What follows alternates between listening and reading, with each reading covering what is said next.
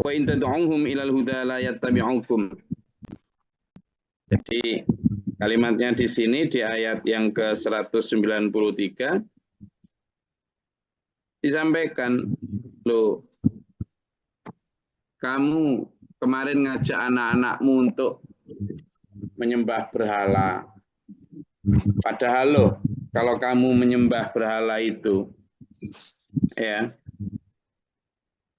kamu misalnya ngundang atau panggil-panggil berhalamu itu untuk memberi petunjuk, untuk memberi lalhuda itu, dan mereka tidak akan bisa menjawab suaramu.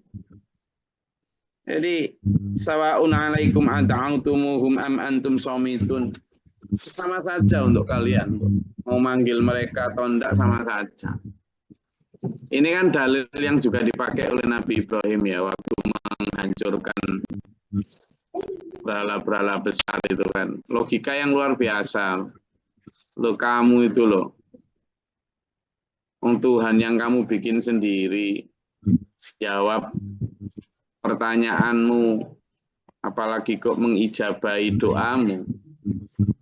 Gak iso lah kok kamu masih begitu. Tapi tidak semudah itu ya orang kenapa? Karena sampai hari ini pun di zaman modern sekalipun ini, itu orang percaya terhadap benda-benda punya khasiat itu masih banyak.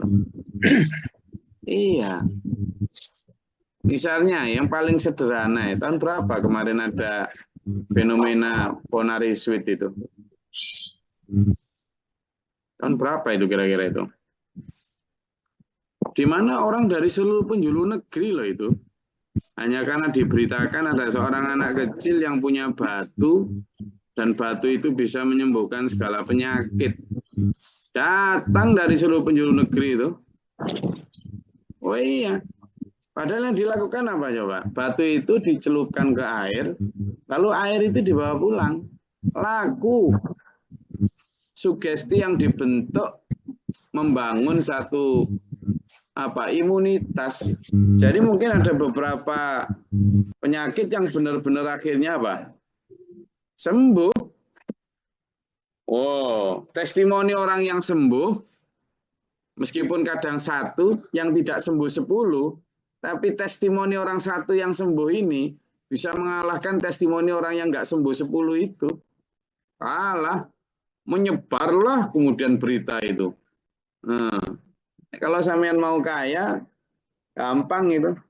Bilang aja sama nemu batu atau apa itu, terus celupin, campuri energen atau apa gitu. Orang datang itu dengan sugesti, mindset jahiliyah itu masih ada loh. Padahal kayak gitu itu kan sudah diterapkan oleh para penyihirnya Nabi Musa yang hidup sekian ribu tahun yang lalu. Maksudnya bukan penyihirnya Nabi Musa, para penyihir yang hidup di zaman Nabi Musa. Nah kok sekarang loh masih banyak yang masih percaya gitu. Jadi kalau misalnya logika yang dipakai dalam ayat 193 ini, itu loh patung yang tidak bisa jawab suaramu, juga tidak bisa apa-apa. Jangan salah, mereka mungkin juga karena sugesti yang terbangun oleh para tokoh agama mereka. Loh itu patung kalau misalnya pas malam itu nyala matanya itu. Itu kemarin saya sebelum berdagang itu ke situ. Beri sesajen apa. Pulang itu dagangan saya laku keras. Padahal pada saat itu dia laku keras karena memang strategi pemasarannya dia baik. Gitu. Dan memang karena Allah sedang ngasih ini.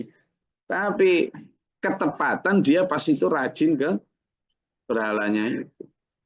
Sebaliknya ada si fulan lain yang ketika dia mau menikah tidak pakai ke berhala itu 2 hari cerai. Cerita. Nah ini gara-gara kamu tidak ke berhala ini. Nah cerita itu kemudian saling taut menaut, MLM, mulut ke mulut, ya makin berkembang lah. Kalau misalnya cerita awalnya kemarin hanya karena nggak ke berhala itu, akhirnya daganganku nggak laku. Itu cerita A ke B, begitu B ke C, kemarin karena dagangannya si A nggak laku itu karena nggak ke itu, terus dia ternyata berhalanya itu malamnya itu bangun, ditambahi gitu. C ke D, beda lagi sudah. Itu kemarin ternyata sampai orangnya itu loh dimimpiin. Si berhala ini tuh datang ke rumahnya. Tambahin gitu. Jadi makin hari tokoh dari benda ini itu makin menjadi sesuatu yang super power. Dan itu juga yang terjadi di zaman sekarang, misalnya tentang keris, tentang baju Ontokusumo, tentang tombak bolo Kurowo, apalagi ya. Ayo yang pernah inilah. Ayo, kerasa saya kebau di sini. Bekas-bekasnya ini loh. Yang katanya nggak mempan dibacok barang ini loh. Yang katanya begitu bisa nyebul, mencetak semua orang itu loh. Nih, jadi sisa-sisa kepercayaan itu masih ada bahkan di otak orang modern zaman sekarang. Padahal Islam itu sudah modern sejak dulu. Bahwa yang mampu dan yang bisa berkuasa memberi kekuatan ekstra atau supranatural itu ya hanya Allah. Ya memang ada kekuatan seperti itu, tapi hanya ke atas izin Allah. Nah, tetapi, ini jin setan itu, ini loh, clue-nya di situ. Jin setan itu ketika akan menggoda manusia itu kan izin Allah ya. Termasuk misalnya ketika sebuah benda, sebuah arca sudah disugestikan sedemikian rupa berkuasa, setan nambah-nambahi izin dia sama Allah. Ya Allah, saya tak menyatu di dalam keris, di dalam tombak, di dalam arca itu untuk menggoda keimanannya manusia. Dan beneran akhirnya jin itu kemudian bisa mengangkat keris itu bisa melayang loh. Beneran. Gitu loh. Arca itu benar-benar bisa. Bisa gitu. Tapi sebenarnya itu hanya tipu daya mata manusia, matanya ditipu setan. Ya sama kayak penyihir yang mampu menjadikan tali pinggangnya untuk jadi ular. Itu kan sebenarnya hanya tipuan di mata manusia. Begitu. Akhirnya ya tambah nemen. Memang setan kan ketika menggoda manusia kan izin sama Allah dan diizinkan. Gitu. Sehingga Gus tapi temenan loh Gus beneran. Iya. Itu trik-trik setan yang kemudian memang begitu. Loh dia ditembak nggak mempan bener loh Gus. Loh iya. Ketika dia bersekutu dengan jin ya jin bantu. Dan jin bantu itu sudah diizini Allah. Memang untuk menguji keimanan manusia dia mau musyrik atau enggak. Gitu loh. Jadi bukan kok saya enggak percaya. Buktinya santet ada, tenung ada, puter giling ada. Tahu puter giling? Tahu. Puter giling. Tahu puter giling? Tahu, Gus. Ajian puter giling, ajian ada semua itu. Jadi nggak hanya guna-guna, ada mahabbah, ada ajian semar mesem. Lo nggak tahu yang mana? Apa saya? Ada ajian semar mesem itu. Ada orang yang punya pusoko semar mesem itu, ente itu. Jadi yang kayak gitu itu memang manusia kemudian bersekutu dengan jin. Dan jin ketika kemudian seperti itu ya diberi sama Allah izin. Gitu. Diberi. Nah, sampean dan saya dulu jangan ketularan orang-orang jahiliyah zaman dulu. Sekarang jahiliyah modern. Nah, kita sudah disuguhi sama Quran, sama Allah, sejak ribuan tahun yang lalu tentang logika berpikir yang baik. Memang begitu ada, tapi kamu percayalah sama Allah. Innal ladzina tad'una min dunillahi ibadun amsalukum. Coba fad'uhum falyastajibu lakum in kuntum shadiqin.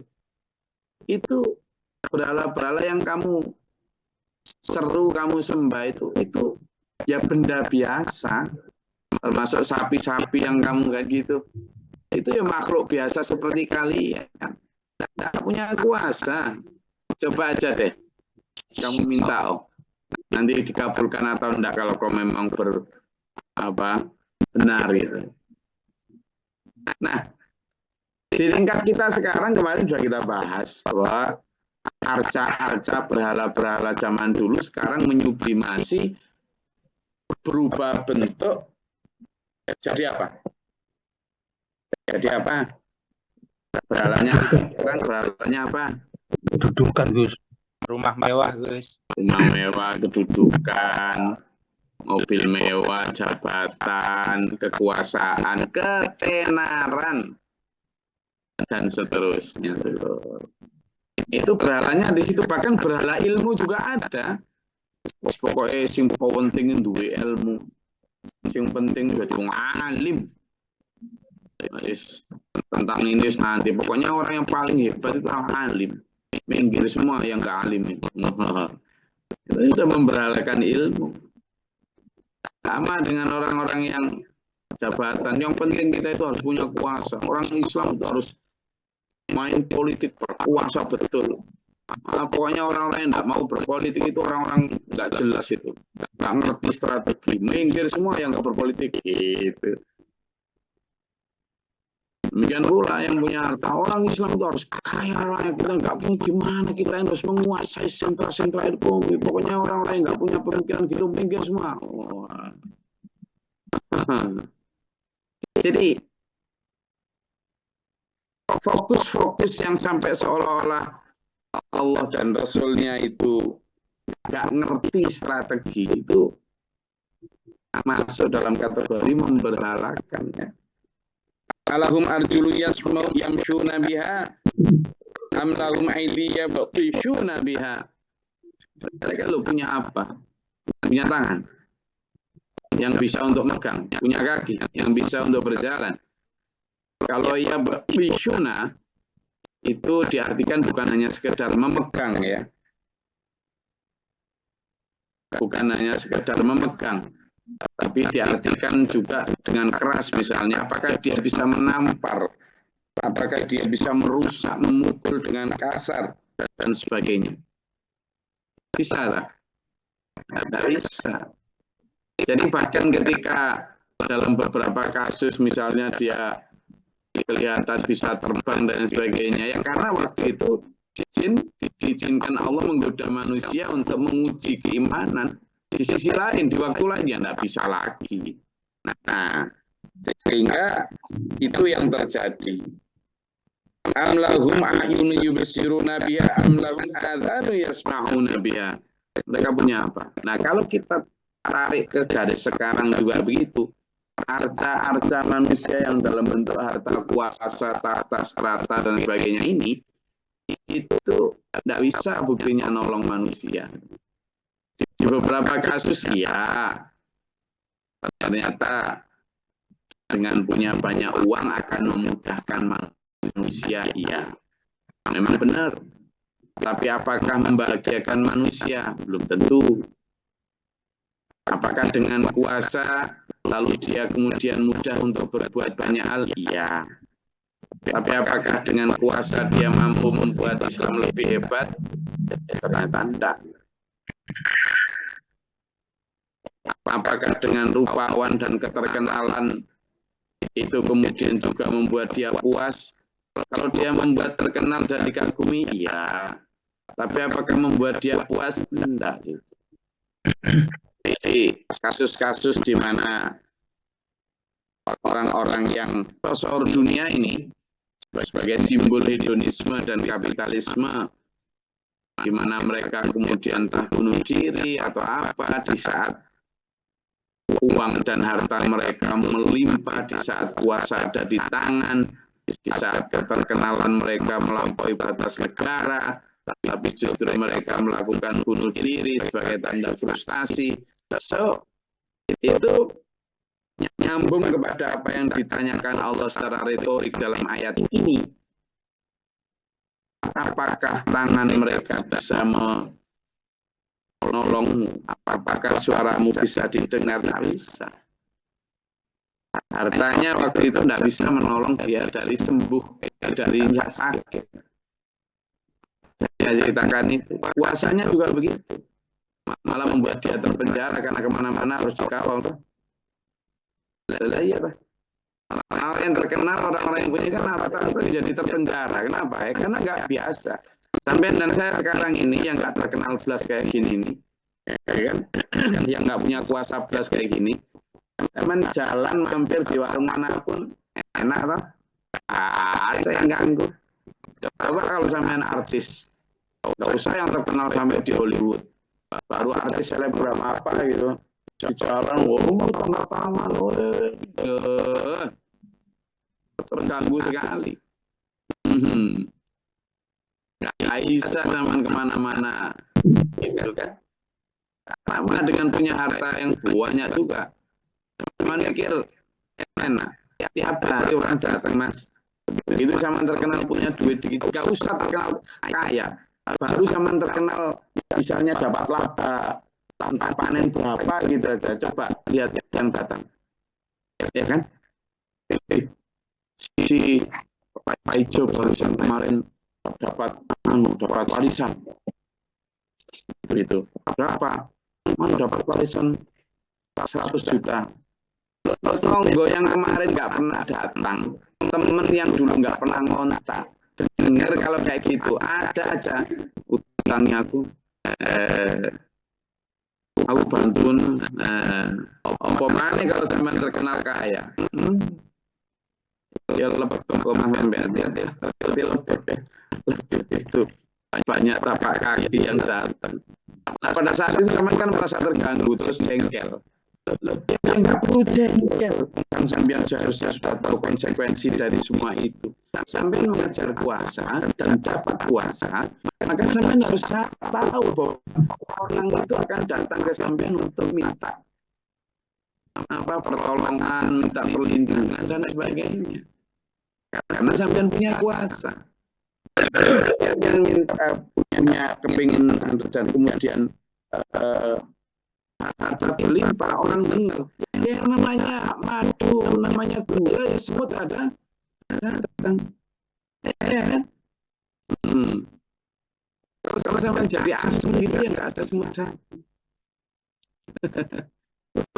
Tapi ketika datang malah sampai merasa terganggu dasar orang miskin. Yo, kita tahu konsekuensinya. Ketika sama pengen jadi terkenal juga begitu. Namun jangan kemudian menyalahkan para fans yang mengeluh-elukan sampean sampai ada nunggu di depan rumah sampean hanya untuk ketemu sampean. Lalu terkenal kok, diidolakan. Jadi itu punya konsekuensi masing-masing. Berhala itu tadi, itulah. Makanya kata Allah, "Ud'u syuraka'akum tsumma kiduni falan tunzirun."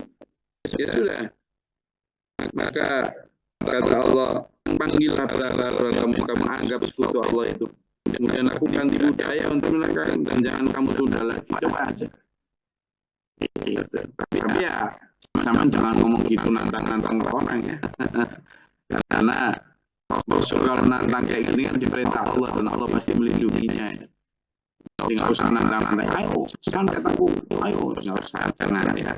Jangan. Meskipun kita tetap mengandalkan Allah, tapi kita juga jangan meremehkan itu. Karena kalau jin setan kemudian kita izin sama Allah juga diizini. Nabi Musa itu kena putar giling pernah loh ya. Nabi Muhammad itu pernah disantet loh ya. Karena sampai beberapa hari bisa nelen karena kayak semacam ada di tulang di tenggorokan. Nah, juga pernah sakit lama disantet sama orang Yahudi. Orang Yahudi yang menentang rambut Rasulullah di dekat sumur lalu rambut itu yang dijadikan alat untuknya dan sampai benar dan itu hadisnya jelas. Jadi makanya kita tetap lindung kepada Allah sambil jangan terlibat hal-hal yang seperti itu ya. Karena dosa syirik itu menghapuskan amalan puluhan tahun. Ya, terima kasih. Yang disampaikan.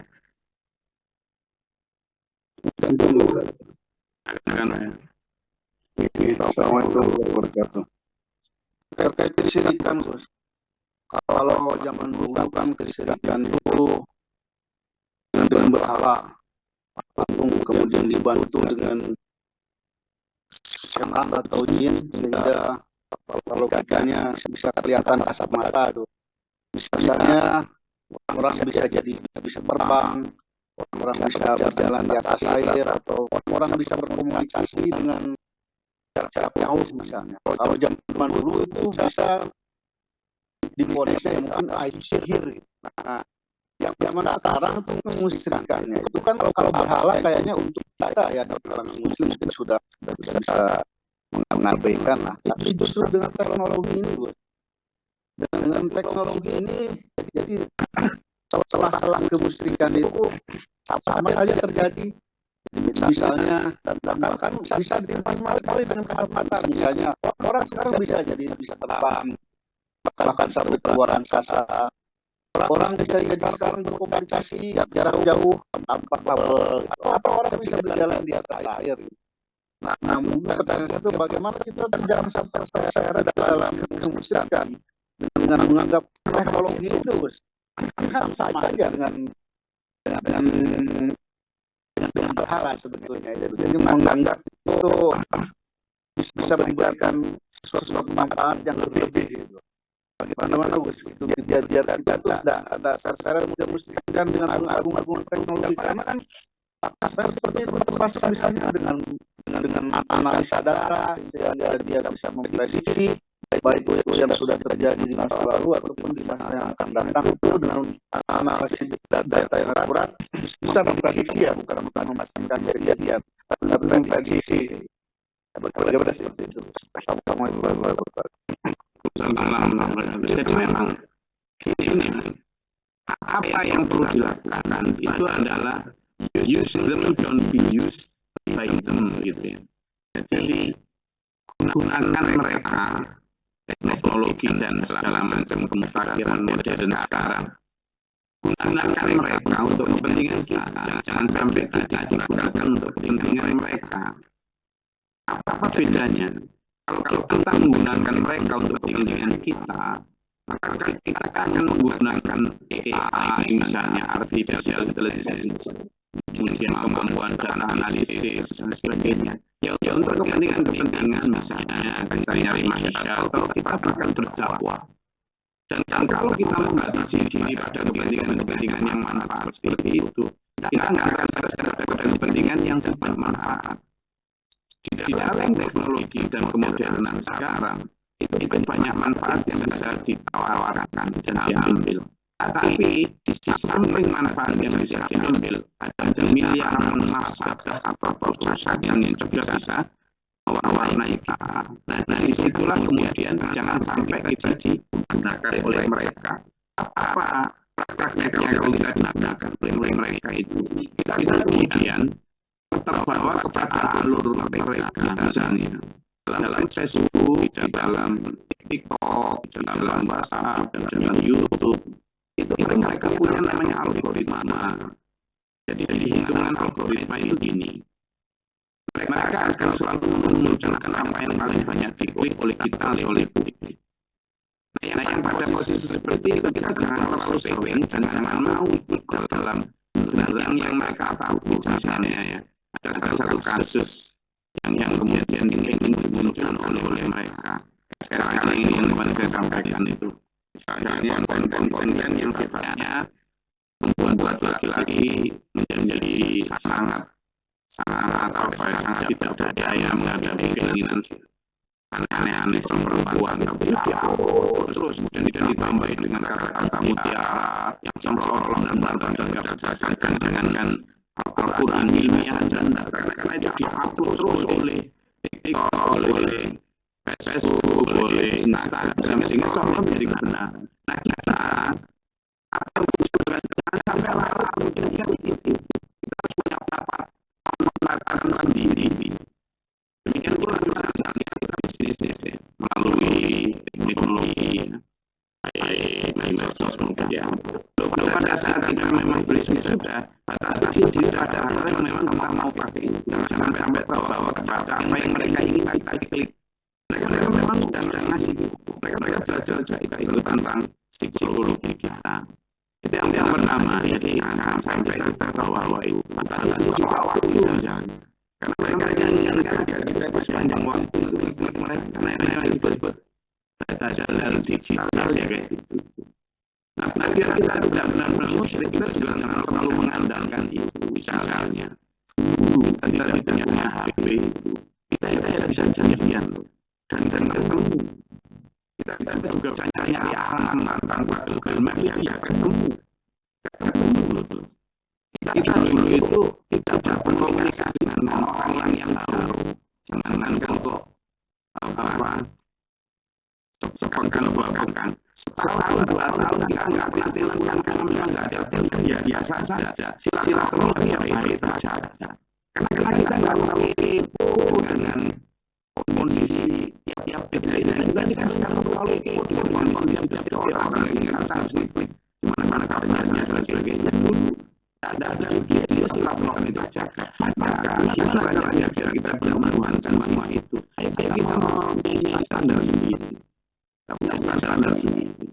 Misalnya, sekarang lagi Mama Paula tukaran kan. Kalau ngapain cari data itu lo ngapain? Dan dari tidak terus sama medsos itu. Jangan diklik. Kan dating tidak sesuai kan. Kan gitu. Nah itu yang akan membuat kita kemudian tidak terbawa oleh tentang yang mereka tahu. Sehingga kita terlalu kita memang bukan apa yang mereka kita butuhkan aja.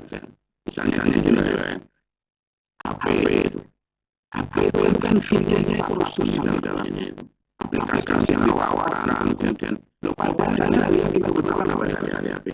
Yang paling dasar apa? Kan cuma telepon. Hasilnya kan itu komunikasi lah. Itulah.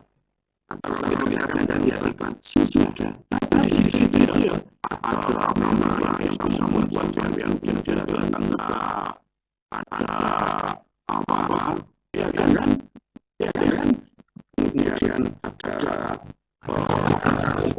aplikasi yang bisa membuat foto sampai ada kayak gerak lalu duduk siapa kayak gitu macam-macam kalau kita ikut tentang mereka kalau pengen apa yang lebih bagus padahal kita misalnya yang paling apa sih apa yang paling biasa bisa pakai BBA bisa pakai untuk kirim untuk apa kira-kira Samsung Solo ngawur ke Samsung yang ada 20 juta sehari. Nah, sementara iPhone lain-lainnya cuma 2 juta ada yang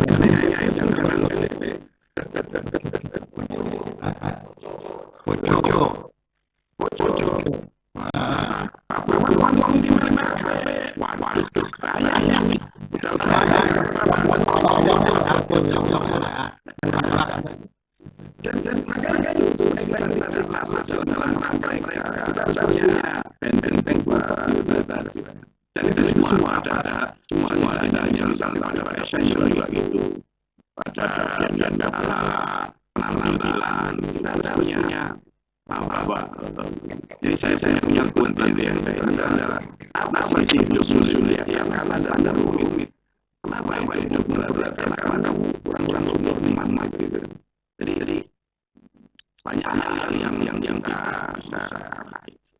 begitu kira-kira ya. Ada lagi? Atur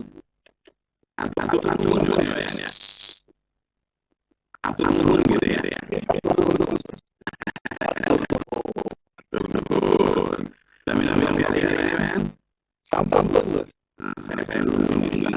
Saya belum harus ini samping-sampingnya itu ada baik kanan, sebelah kanan, sama kalian yang dikasih kelapa mau betul di samping.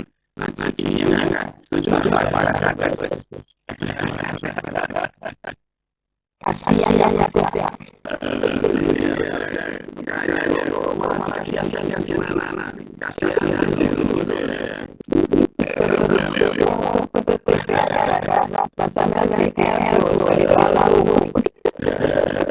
Kalau samping ini enggak di kameranya sampai dulu ya, enggak ngelulu kan khusus kopi dong. Itu poinnya kasih masalah ya. Apa-apaan gitu. Enggak ada ya bisa